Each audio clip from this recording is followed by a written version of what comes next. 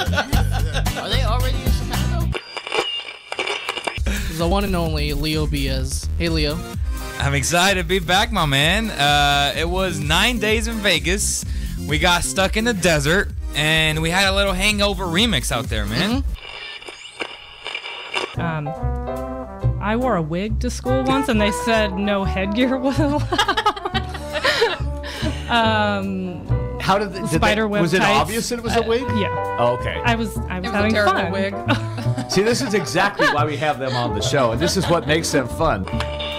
You're listening to KXVS, the voice of Stockton, 92.1 FM.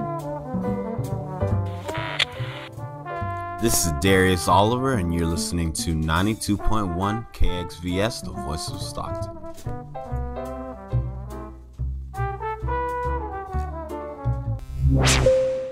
The views and opinions expressed in the following program do not necessarily reflect those of KXVS, the voice of Stockton, or its parents, affiliates, management, and staff. Da da da da, shabba da do da da da, shabba da dee da da da, shabba da dee da do da da da, shabba da dee da da da, shabba da be da do da da da, shabba da be da da da, yeah, shabba dee da, shabba to buy is good. The voice of Stockton on KXVS presents Women in Business with your host, Chef Cooks. Good morning, good morning, good morning. Chef Tobias Cooks here with the voice of Stockton. Yes, I am excited this morning. How are you, Governor Don? I'm doing great. Good to see you, Chef. How was your weekend? Excellent, excellent. All right, thank you for joining us in Women in Business. Are you ready for this conversation today? Yes. I am excited about this conversation. Thank you for joining us live. Chef Tobias Cooks here. You can visit me on Instagram, Facebook, YouTube. Also, you can log on to thevoiceofstockton.org. Find out all the events that are going on this October. We have some great, exciting events going on. Also, October 27th, come on out to the function. Yes, the Voice of Stockton will be there. We'll have lots of entertainment, foods, and everything that's going on for October. Yes, also visit us on the Voice of Stockton, YouTube, Instagram, Facebook, and all of the other outlets. Today, I am super excited for our guest. This is going to be a great conversation, informational conversation, and one conversation that you can please share. We would like to talk about this conversation, especially coming up in our elections and everything that is going on. So let's go ahead and get into it. My guest today, go ahead and introduce yourself. Good morning, everybody. My name is Erica Magana. I am here representing a nonprofit organization called End Rape Culture, ERC. And I'm excited to be here. Thank you so much. Yes, we met just this past Friday. We met at a great event, the Stockton Women's Task Force event. Shout out to Zulima and Jasmine, Victoria, Rebecca, Donna Marie. It was at Tosco. It was a wonderful event. We had great women of Stockton that was out there. Shout out to Joy. We did some wonderful things in the Stockton community with the Women Task Force. Lots of women were able to come out and share their poetry and their art and different talents, and it was just a super great event. You sat right next to me. I started a conversation as normal. One thing led to another, and here we are to talk about this great organization that you are now bringing to Stockton. All right, so let's get into it. Founder of the organization, could you tell us a little background about that? Yes. Okay, so End Rape Culture was founded in South Florida by Yesenia Urena. She is an amazing person overall and a survivor of sexual assault herself. She's really passionate about educating the public on sexual assault and decided to take on and start this great initiative that we can all be part of. I was fortunate enough to be granted an internship opportunity during my summer there. And what I learned after that experience was three main things. So after that experience, it reinforced my passion for women's rights and for women's empowerment. Yes. And it also helped me open my mind as to what feminism really is. Yes. How I interpret it is respects for other choices, for others' choices, and liberation, whatever that may look like to different people. Yes. And the last thing, which is really personal, ERC, and I'm forever thankful, it helped me deal with past experiences by giving me that guidance and that force that I needed to finally take the first step in my personal healing. Yes. And so with all that said, I feel like it really impacted the way I see things, and I really want to bring that to my community because I am from Stockton. Yes. And I want to bring that positivity and that openness to talk about sexual assault in our community because it is needed. Yes, it is. And I myself is a survivor as well. Survivor from the age of 5 years old, 13, and 16 years old. When I was coming up, we didn't have any programs. We didn't have any type of nonprofits, or at least that was available in my community. I was not able to really understand that conversation of sexual assault and what it meant until I was about 19 years old. Until then, it was something that we kept secret. From my generation, it was something that was swept under the rug. You didn't say anything about it. You still went on with your life. You still put a smile on your face. And it's very excited in this time. I would say for the past 20, I would say maybe the past 20 years have been very exciting for me because there's been lots of women to come up and raise their hands and say, no, this is not normal. You don't have to go through this and be silenced. You can still live a normal life. You can still become a mother. You can still become a sister. You still can become a wife. You can still become a part of the community. This is not something that has to be dogmated over your head and you no longer have to be labeled for it. So I'm really excited about this now because not only are we here to give rehabilitation to women that have been through this, but we now can open the conversation for women who have not experienced this. Thank you. And to continue for us not to have our girls to experience this through education. So this is wonderful. Okay, yes, so let's go on. Okay, so before I introduce what ERC actually does and the different workshops and services that we provide or that we aim to provide. Yes. I want to talk about why. Yes. Why we do what we do. And currently, ERC is powered by a small group of people. So I went ahead and asked them for their whys. So I'm going to go ahead and share that first. So this is the why from Yesenia Urena, who is the founder and director of ERC. She says she does this to challenge society's ideas of what a good woman should be. ERC, like feminism, holds that women should be free to speak up, to be bold, to be empowered. Freedom from societal pressures to gender roles for everyone can change lives and indirectly prevent sexual assault and save survivors. And I also have some words from Steven Vasquez, who is the Jiu-Jitsu self-defense instructor, and he is also one of the biggest sponsors, so we are very grateful for everything that he has contributed to the organization. His why is to make women feel empowered, comfortable with setting boundaries, and to help them be safe. Yes. Last but not least, I have the words from Edward Urena, who is ERC's professional photographer, and also an educational consultant.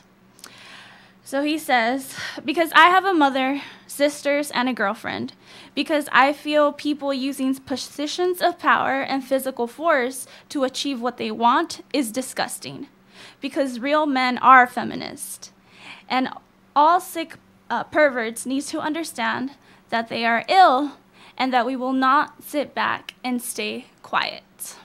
All right. Yeah. I also put together my own why, so I would like to share that Yes, as well. please. And here's your platform right here. Okay. So, I want to exert my right to be free, as much as I want others to have that same experience. I want people to feel free to be themselves without being shamed for it, without being assaulted for it, or afraid. At multiple times in my life, I did not feel free or in control of my body because I didn't know how to say no. I didn't know that I could say no.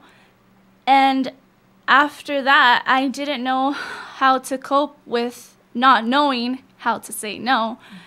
So I sat with it in silence. Again, thanks to ERC, I am on the right track to healing myself and overcoming some experiences that have marked me. With that said, I want to provide the same guidance that I received through this organization to many people in the Stockton community as well, because it's all about healing. And I think that the work we do through ERC does just that. It helps people heal and be open. Yeah. Yes, thank you for sharing your story. You know, it takes bravery, especially such a young age as yourself, traveling through life, trying to understand these things and these reasonings and why this takes place. For me, learning about other women in other cultures, other societies, learning how this type of behavior in this culture is part of the normacy in a lot of cultures. Can you talk about that a little bit as well? Yeah, so I'll go ahead and share one of the things that ERC does, which is try to dismantle societal ideas and ideals that contribute to rape culture. And one of those concepts is the normalization of sexual violence. Yes. So we put together educational workshops that kind of address that. We build them for different age groups, and we custom make them for the audience that we're presenting and the topic that they want us to present on. So to answer your question, we put together a workshop on toxic masculinity. We presented this to a group of young boys, middle school, high school aged, and we talked about the normalization of sexual violence in pop culture. Yes. We also addressed the negative results of the objectification of the woman's body and suppression of emotions. All of these concepts are concepts that young men are dealing with that have become normalized. Yes. We are immune to them, therefore we don't see them as a problem. It doesn't really stand out as a problem, but it is a problem, and that's why we need to start talking about this. So the purpose behind this workshop was just that, to shine light on concepts that we face every day, that messages that were sent every day, and that kind of just go over our heads. So calling attention to these things that contribute, at the end of the day, contribute to rape culture. Yes. And it's in ways that we don't even notice. So the purpose behind this workshop was to kind of raise awareness and to promote being conscious consumers of media, of pop culture, and the messages that are being sent to us through whatever filter. Yes. Yes. And a lot of it stems from our music and messages that we get even in our commercials. Like the sexy girl in the commercial in order to sell a particular product, or even sexual overalization. Like for some of us parents, we can't even allow our children to watch certain type of shows. And we think it's a children's show, and then something to pop up. You're like, oh, Lord. There go that show. Like, now you can't even watch that show anymore. You know, so that's very important to recognize that. Yeah, and then to add on to your comment about how the woman's body is used to sell, that kind of that tactic kind of objectifies women. And the most negative thing that I see from that, and relating it to rape culture, is that once someone is no longer seen as a human, it's easier to hurt them. It's easier to attack them.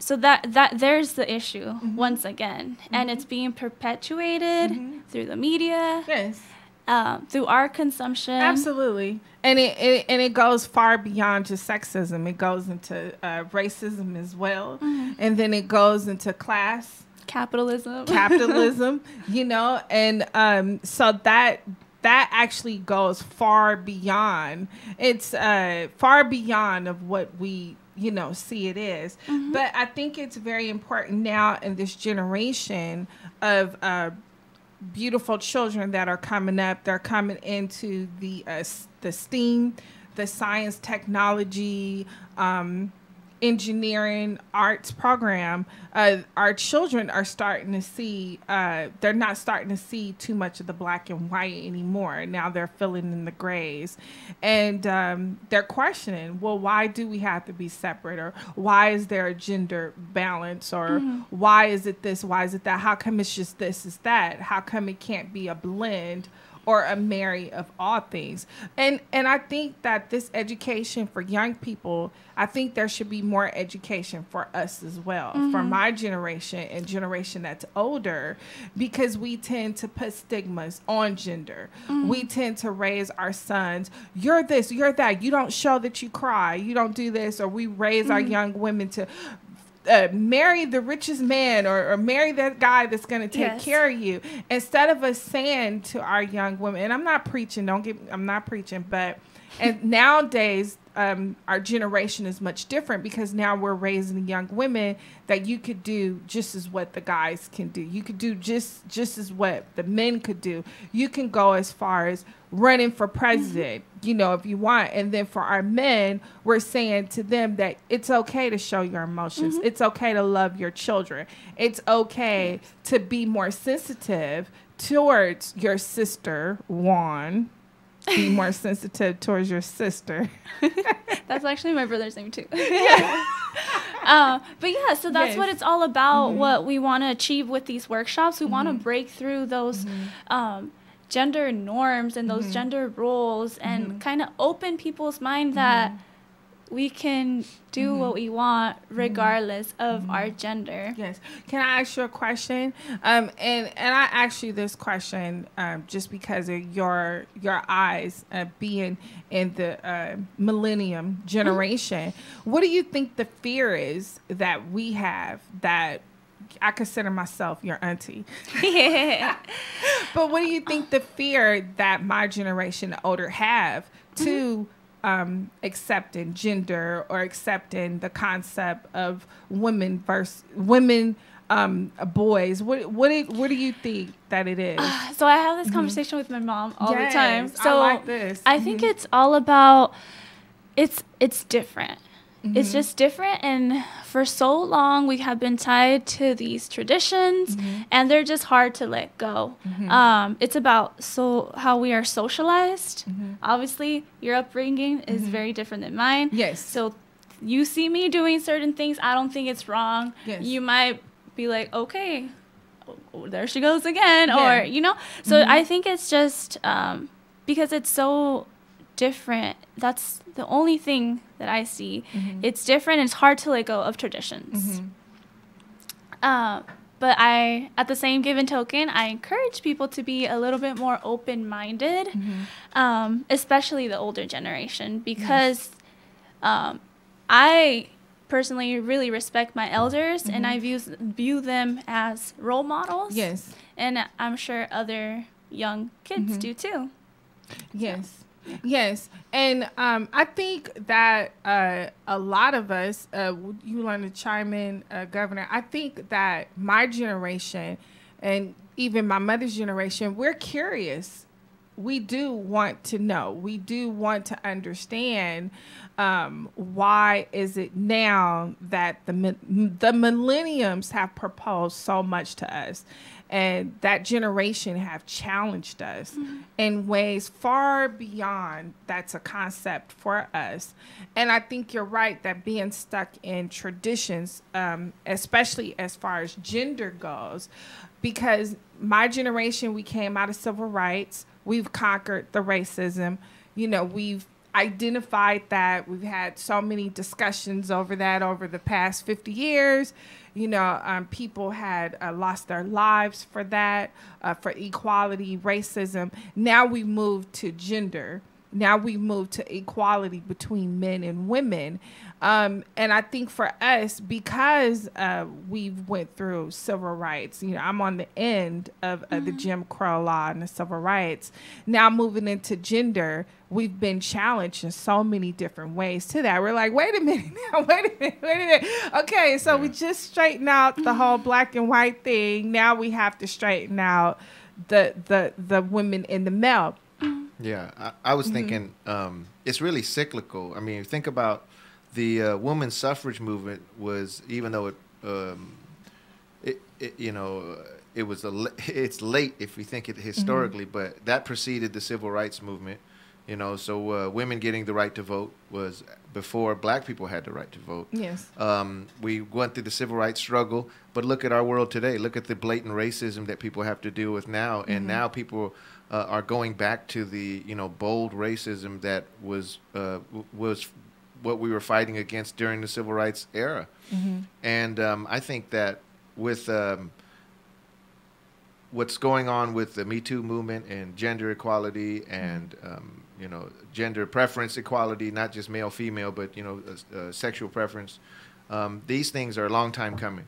Yes. And part of the thing I think is fueling it is the fact that the internet now has made our world so much smaller, where somebody, when somebody says something now, not only does it go around the world in a day, people are responding to it in real time, but it used to be somebody could say, "Oh, I didn't say that, and that didn't happen," and you would just it'd just be your word against mine. Now we have like live fact checking, live. You could go right back to something that somebody else said just a while back. So the level of honesty that's required, to be honorable.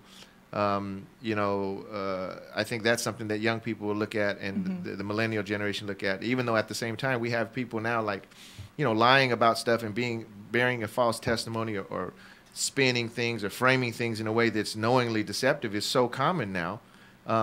But at least now we're calling it out, where before it was just, that was just news. Yeah. That was just like the 11 o'clock late night news that grandma set up and watched. Of course, and it was propaganda and racism all laced up.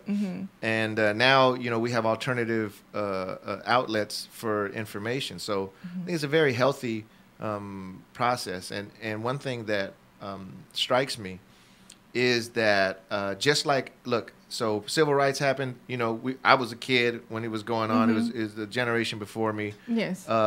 But now, when I came to this country as a young person, so in the 80s, in the late 70s, I experienced lots and lots of discrimination. And we thought racism was getting better. Hip hop was a new thing. And, we had pro-black, pro-cultural hip hop.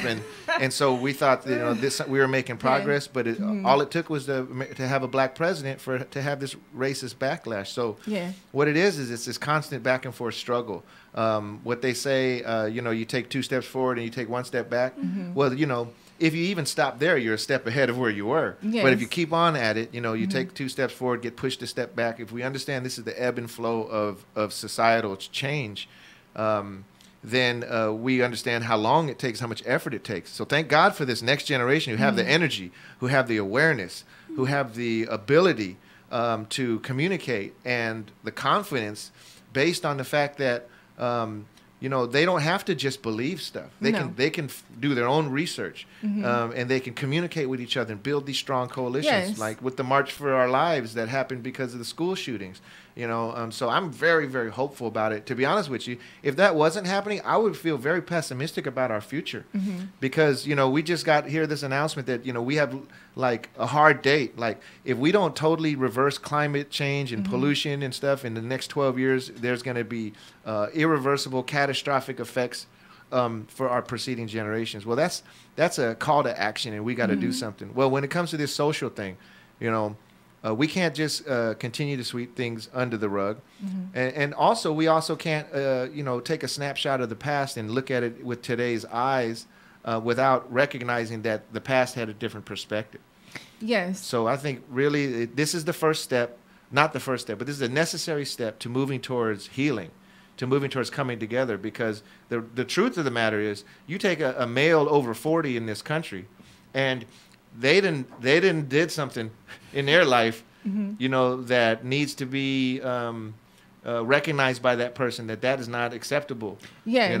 And this was commonplace. I'm gonna just give you an example for you young folks to think about. When I was a kid in grade school, it was normal and acceptable to make homophobic jokes. Yes. And jokes about homosexuals, and it was accepted, and it was national figures. The top paid comedians, movies, television. This was just normal. And but now here it is, 30 years later, 20 years later, and we think differently about it. And those of us who used to do that kind of behavior, but we don't now, we are the progress. But people who today still want to hold on to that type of discrimination and bigotry, that is the issue that we're really addressing. It's not that something wrong happened before, but what are we going to do about it today? And do we accept that? And those of us who, have done things like that as in the past, do we say, well, are we going to justify that? Or are we going to say, no, that was wrong and we don't do that anymore? Yes. So that's really, like I said, if it wasn't for this movement, I would have no hope for this country. So I'm glad that, young people, we just had a group of kids sue the federal government for messing up their future because of the polluting the environment. Yes. So this is what we need to do. We need to hold people accountable, and it's not about getting everybody for everything they ever did. It's just about moving forward with progress. Absolutely, absolutely. Thank you. Absolutely. I'm gonna go back and listen to that entire thing you just said. Absolutely, and that was one of the things why I wanted to do Women in Business, and thank you for allowing me to do that platform. So happy you're It's doing not that. because it's separating men from women. It's just that women, we have a different viewpoint, especially when it comes to business. Different experience. We do go through different experience. The whole Me Too movement is a huge part of that experience in business, the corporate world that we have to go in. Also, racism plays a big part as well. Right. And for me, it's a double whammy because I have to deal with racism, I have to deal with sexism, and sometimes it confuses me which one I'm battling. But what I wanted to say real quick before we get back to you is not that, the reason why I support this evolution that's going on, and the reason why I support this is because men and women are one. We are one. Yes. We just have different roles in being one. Women are we are mothers, and with mothers come nurturing, nature, the wisdom, everything that goes into that. And then the men are protectors. They are the hunters and different things. And women, we can hunt too, and men could be nurturing too. We are one. Right. It's just our society that pulls us apart and make our roles as women dumbed down. Right. So when I see people, like you say, homophobic, that struggles with that, and they're saying, oh, but you're a feminist. I'm like, well, what's wrong with being feminine? Right. Does that make you any less of a male because you're you're feminine? Does that make a woman any less of being a woman because she's masculine? I mean, Right. so when that conversation comes up with the millennium and they challenge us, you guys challenge us, I get excited about it because like Don said, there's hope for the future.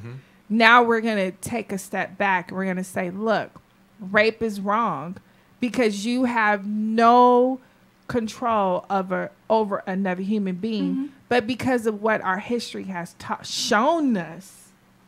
Right.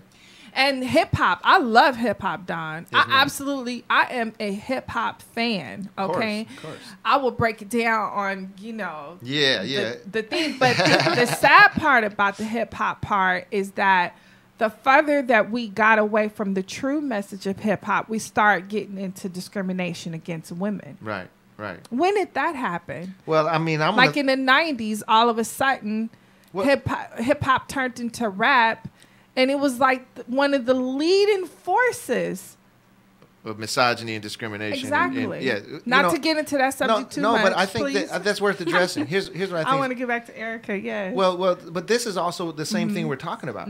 So here's what happened. Hip hop started in the alleyways, on the streets, in the hidden places, and it became it came to the forefront through its diversity and energy. Yes. So hip hop is this great spectrum of perspectives.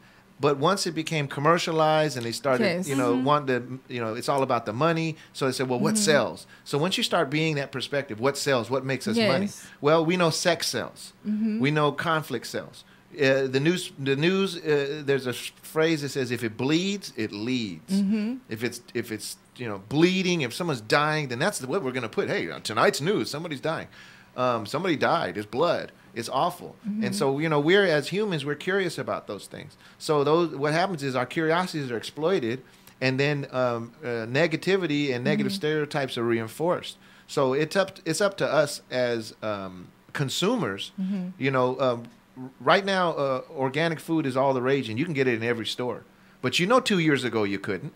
2 years ago it was so hard to find organic anything. I found some organic water. So what it is the consumers demanded that. Consumers were like, hey, I'm going to start shopping different places, and the people were selling stuff. Walmart was like, dude, we're losing money, and so Walmart committed to half their food becoming organic by 2020. So why would they make that commitment? Because the consumer led the discussion because they voted with their dollars. This is the same in this scenario.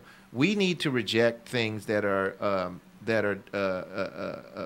bigoted, that are harmful to our people in our community. And whether they have a client base or not, that shouldn't matter to us. We need to decide for ourselves, for our families, and for our communities that. And that doesn't mean that we'll ostracize somebody who chooses that as entertainment. This is America. We got our freedom of choice. But when you impose that on another person's life, then you become liable for your actions as well. And I think that that's the great part about us having a global world today is because it's easier for us to choose. Now we can choose. Now we can reject certain ideas and we can like you say, bring this certain type of awareness because now we have more than just the common media to do it. No longer do we have to submit to watching the news at 11 p.m. at night or reading the Sunday paper. Now there's other other outlets where we could get this information across. It's a great conversation. You didn't think about this, huh? Yes. Well, one thing I wanted to ask Erica. First, before I ask you anything, I want to concur with Chef Cooks earlier about how courageous you are, and and I could see that the passion in you, and I could also see that that your experience in life has affected you, and I think it's really beautiful that when we go through traumatic experiences. When whatever had to happen in the universe to make us not withdraw and not to hide ourselves, but instead to do the opposite, to reach out, to try to help other people who've experienced such a thing, to try to alleviate by awareness, by calling people out sometimes, or by basically having the courage to engage in the discussion. I want to give you, all the honor and praise and I want to thank you for that and doing it in a dignified way. Thank you.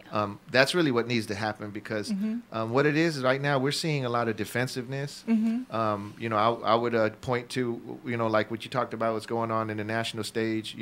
Right now there's people who are, national leaders who are defending people who we know as the, accused. But that's the old way. That's the old mentality, and that's what works for them. That's their mechanism.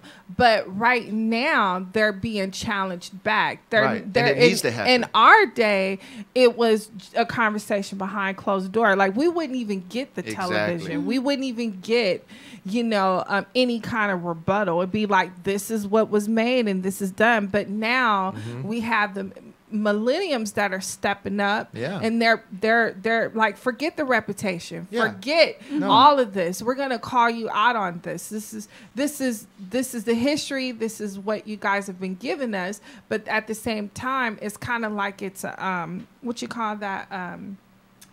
What's that word? Start with a C. I'm always forgetting words. That's all right. That's right. Just describe it. It's almost like it's two things. Contradiction. Contradiction. Okay. Yes.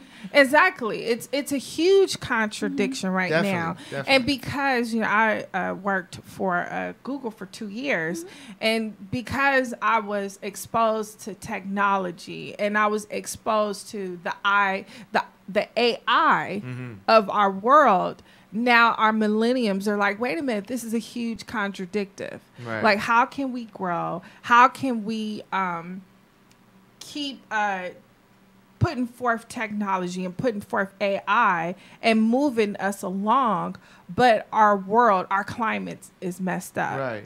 Our socialization is messed up. Right. Our capitalism is unfair to every single person. Right. And also the young women that are coming up, it seems like you're putting things in a way where women cannot take a part of the great change that's coming. Right. Does that make sense? It does. Yes. And that's why I was saying that it's really great for us that these young people are taking this risk, and putting their energy into doing something that really it should have been done before, but there's all these powerful forces against it, and so what it is generations of people chipping away at the power, chipping away at it, chipping away till now we have a critical mass that really could do something. And one of the things that I wanted to ask you about is, we're like on the same team over here, but I know that there's this strange opposition and that you feel that. And I just wanted to ask you about that. Like, what is your experience with people who are opposed to the idea of gender equality, to the ending the rape culture, the people who are, they're, what is your experience with that? I mean, what do you find? What do you find is holding them back, or what are they? What is their agenda? To address your question, I think it's kind of like my response will be kind of a broad statement because I think it applies to any inequality. Okay. I feel like it's all about power. So people in positions of power are scared to lose their privileges and their power. And for a long time, women have kind of been underneath men. Right. We've been pushed down, like you mentioned For earlier. 6,000 years. And then the results of that are the gender wage gap. Right. Companies in unwillingness to cater to mothers. So anything related to a woman, I feel right now and for a long time has been shut down. Right. Has been shut down. And it's our duty to call it out and to make a change. Because that's the only way we progress. Yes, and I also want to say that a lot of my peers won't agree with me. A lot of people see this conversation, they will be like, "What are you thinking?" kid. Right. Like, you know, because of how I grew up. I grew up in the church and other, you know, things. So that plays a huge part of it. But for me, as being a mother of two girls and being a mother of two boys, also my experiences is growing up and dealing with sexual assault and molestation and dealing with people from the type of environment I come from who's seen it as normal, you know, pimps and prostitution was something that I grew up with in my community. Right. So now it's like there's nothing wrong with me wanting better for my children. There's nothing wrong for people like me to want to understand this so that I can contribute into making it better for the next generation. I might not agree with everything, but I do agree with equality between a man and a woman. And I also do agree with the gender. I think that gender has nothing to do with you as a person and what you can contribute to our society. So just to clear that up. But let's go into, you got your educational workshops and... So the other things that we Thank you, do Dawn. through ERC, so a second component of our organization that we really aim to do is to empower women and survivors of sexual assault. And the way we go about this is by providing self-defense classes and heart-to-heart healing sessions. So I'll talk a little bit about the self-defense classes first. So the self-defense classes that we aim to offer are jiu-jitsu-based classes. And they kind of focus on this move in jiu-jitsu called the guard. And so this move is stimulating a person being attacked by an aggressor. So basically you're on your back. See, we call that crazy.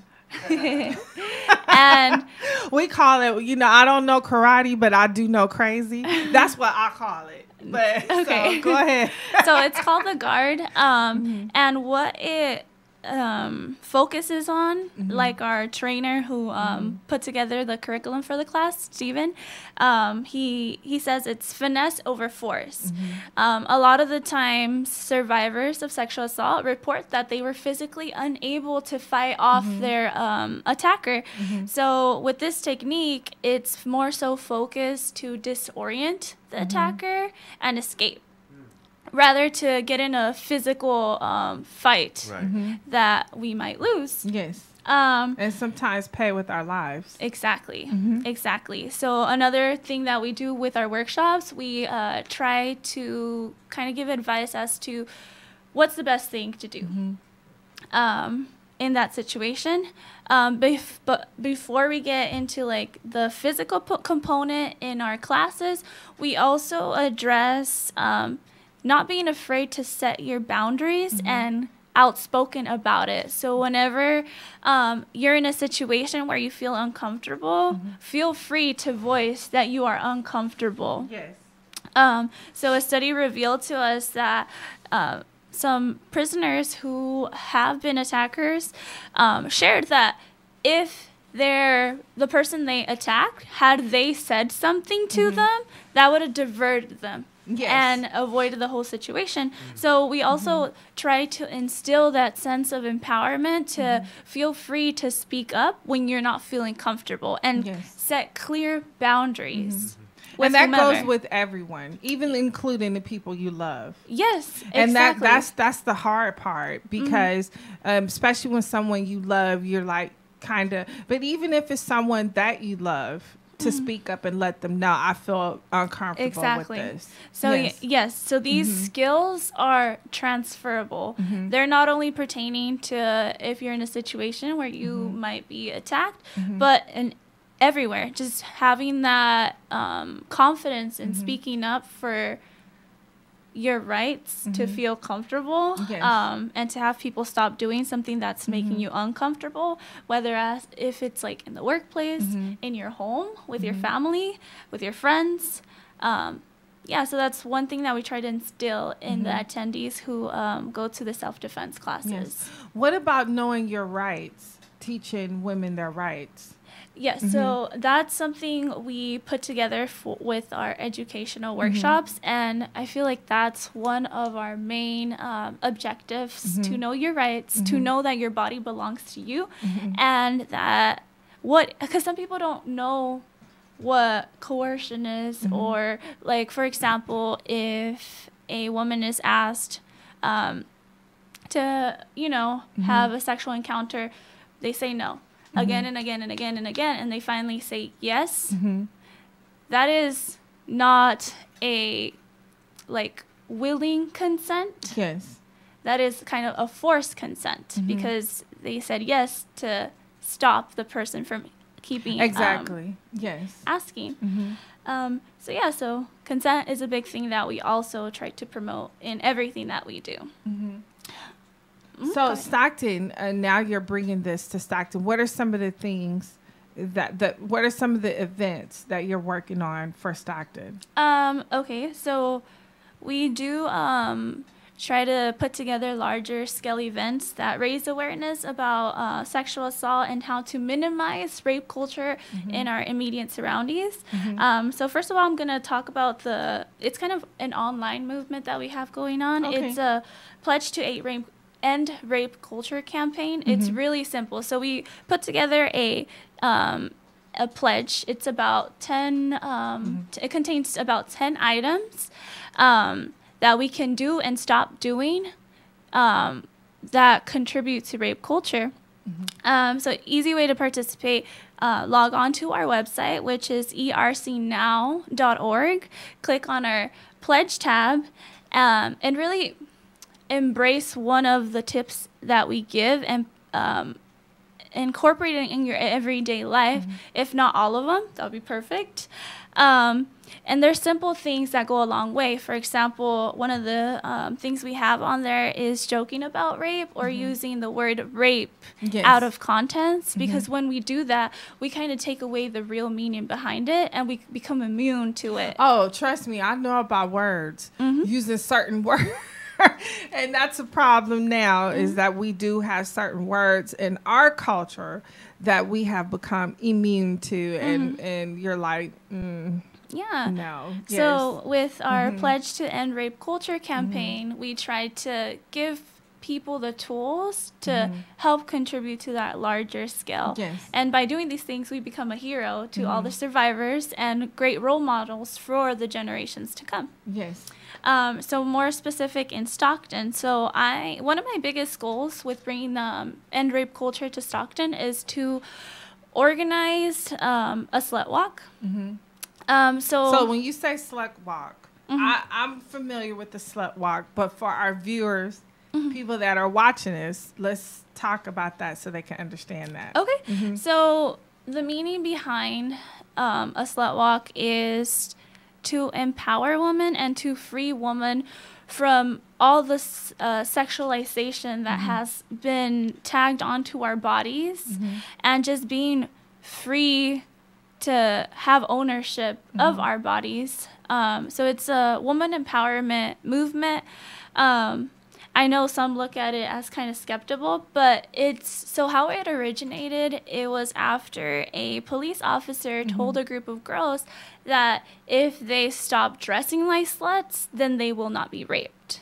So equating the way a woman dresses to the consequences. And that's absolutely... It's the men that design and make the clothes. There you go, too. So it's kind of like taking away that idea that the way you dress, like, you deserve certain things because of the way you dress. That's what the slut walk kind of addresses, one of the primary focuses, but it goes beyond that. It goes into breaking out of gender roles or what is expected of a good woman. Yes. Because a lot of the time people equate modesty to self-respect.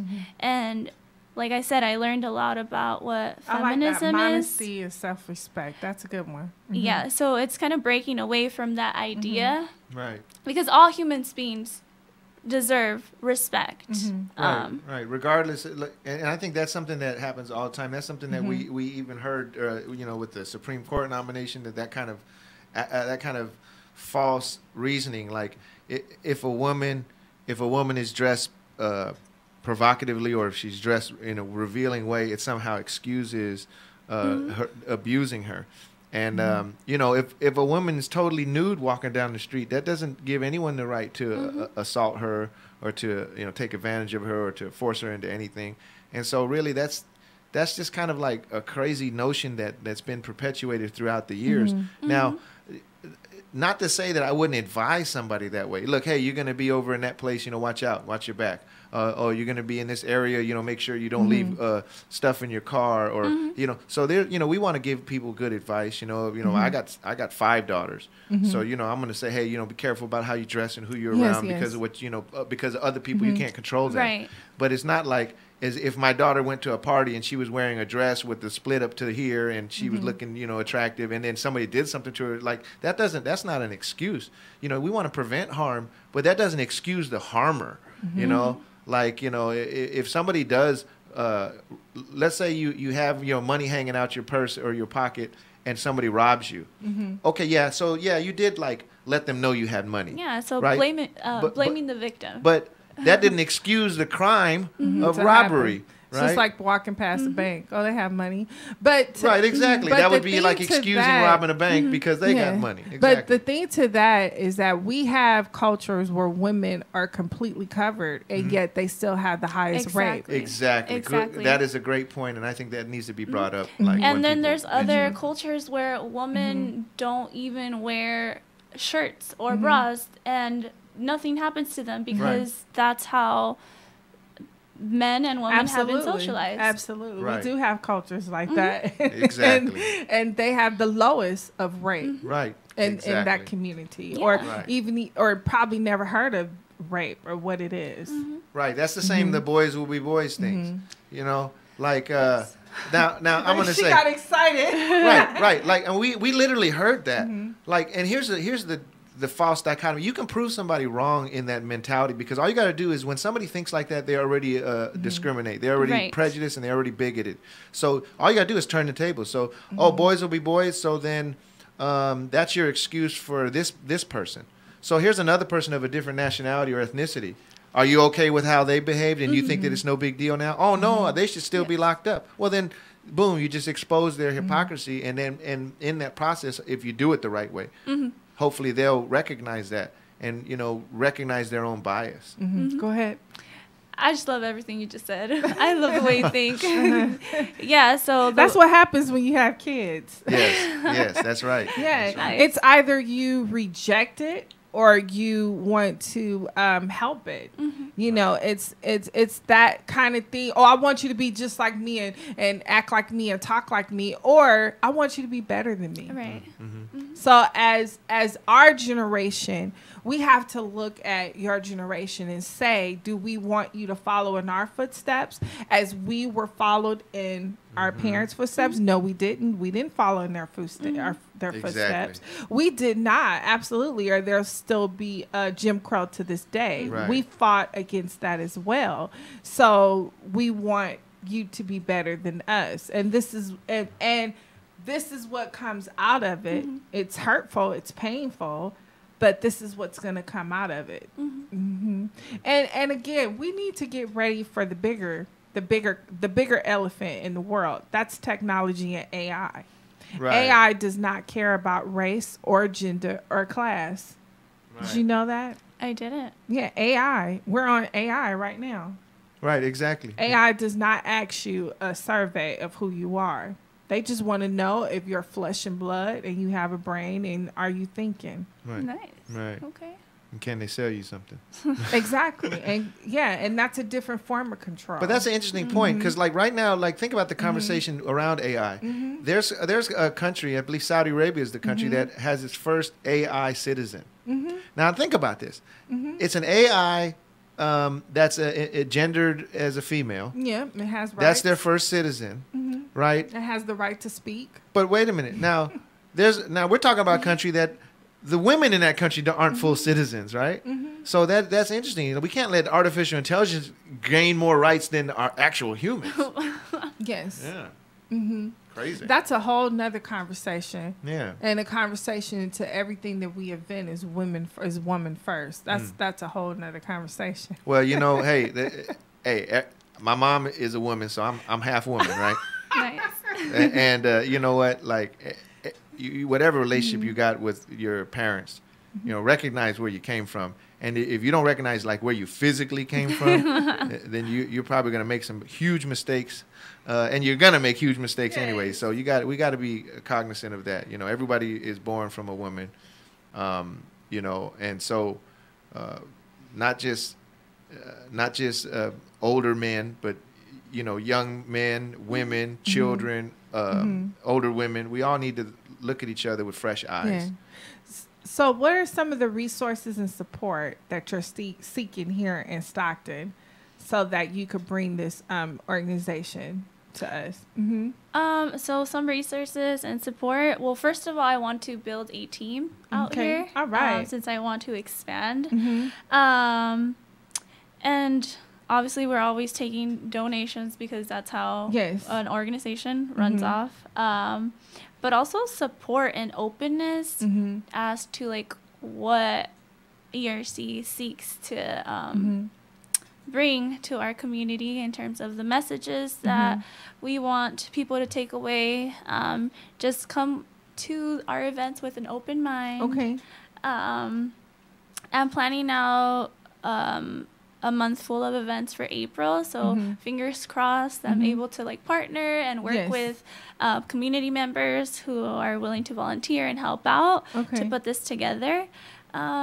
Yeah, that's what I have so far. All right, great. I'm so thankful. Thank you so much for coming by. This is a great conversation. This could be an uncomfortable conversation, but it's a very much needed conversation. I also wanted to say that the rape culture does not just extend to women, that it extends to men as well. Right. Young boys, unfortunately in our country, there's more and more reported of molestation and rape that goes on with our young men as well. Right. So that's something that needs to be addressed just as well. Rape is rape. I worked San Francisco City and County. I worked in special education, and we dealt with pedophiles and rapists and stalkers. So that's why I have extensive knowledge in this. That a lot of the violators are victims themselves. And there's victims through all different types of ways. Right now, what we're describing is being victims of media, music, and just the whole idea of our country telling us that this is wrong, this is not it. But then you go and do the opposite when you put someone in office. Right. Great point. Huge contradiction. Great point. Great point. So we need young people as yourself to step up and say, no, that's not right. It's not right. It's not right. And we need more people of my generation, older generation, to have an open mind and say, look, this is our generation that's going to go forth, moving our world into a new place. And we have to guide you. We do have to reprimand you sometimes, and sometimes we do have to say, no, that's not the right way. But there is a common ground for us to look at it eye to eye and give it some foundation and basis. Does that make sense? It does make sense. Yes. Yeah. So I just want to congratulate you.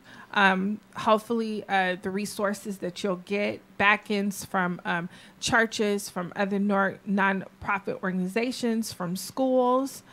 So anyone out there that's listening that want to take part in this, your organization, if you could please contact Erica, we'll have all her information there for you to contact her.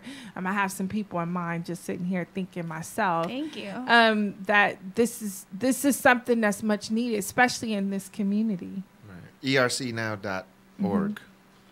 Yes, thank you so much. Oh, thank you. Yeah, let's continue this conversation. This isn't something. This isn't a one-up. This is something that's ongoing, and I think that also there's still a lot of folks who need to, they have healing that they need to to get to, and by by being open enough about it, at least to make ourselves vulnerable enough for somebody else to be able to talk to, and somebody else to be able to get some much needed healing, but also the recovery. Right, this is not something that the whole thing about ending rape culture is also about ending the stigma, that the victim bears, and then eventually, we need to heal this all across the board. You mentioned, how common it is. The statistics is like females in America 1 in 3, males in America 1 in 6. Yeah. So that's still, that's a. That is, and it's rising. Yes, so and a lot of them don't report it because of the stigma so and we the shame need, that goes behind it. Exactly. So that's why we need to continue these conversations. Yes, and obviously something's going on because a violator is a victim itself. That's right. There's no way you just wake up and say I'm going to be a violator. This is something that you was exposed to, pre-exposed to yourself. Right. And that plays a whole part in mental illness and different things of that nature as well. Yeah. But the whole point of it is that women, we are in the age right now where the woman has a voice. We have the attention. We have the microphones. We want to be heard. Also, with women in business, there's a huge climb of women entrepreneurs. Yes. And a lot of women are becoming entrepreneurs, becoming CEOs, becoming founders of nonprofits, is because of there's only so far that we can go in a corporate world. Right. So we have to create that world, and we have to create that platform ourselves. And dealing with your organization, this is one of the platforms in Women in Business that we need to have. We need to have these conversations. And we, as women in business, do need to be a part of this, because if we want our young women to become entrepreneurs, if we want them to become independent, then it's conversations like this for self-healing and self-awareness so that we can continue to be women in business. Yeah, we did. Now we can have ice cream. Yes, Chef Tobias Cooks, thank you so much for joining me in this conversation. Please share this conversation. I encourage every single person that is listening, please share this conversation. It's a great conversation. We'll be back next week. Women in Business with Chef Tobias Cooks. Say your name and information again. Erica Magana, and you can check us out on ercnow.org. Thank you. All right. Go ahead, visit the Voice of Stockton. Remember, share, click, share, like, donate the voiceofstockton.org. You can see us on YouTube, Facebook, Instagram, Twitter, Chef Tobias Cooks. I will be back tomorrow with the cooking show. I'm so excited about that. Yes. But today, please go ahead. Please share this conversation. Yes. Let's get the awareness out. Let's continue the conversation. And Don, I guess we'll bring you back on. Get some more events, what's going on. This is a great conversation that we need to continue, especially with our young women and our young men. Chef Tobias Cooks, thank you so much. Enjoy your week. The Voice of Stockton. Da da da da, shabba da do da da da, shabba da dee da da da, shabba da dee da do da da da, shabba da dee da da da, shabba da be da do da da da, shabba da beat da da da. Yeah, shabba da dee da, Chef Tobias Cooks.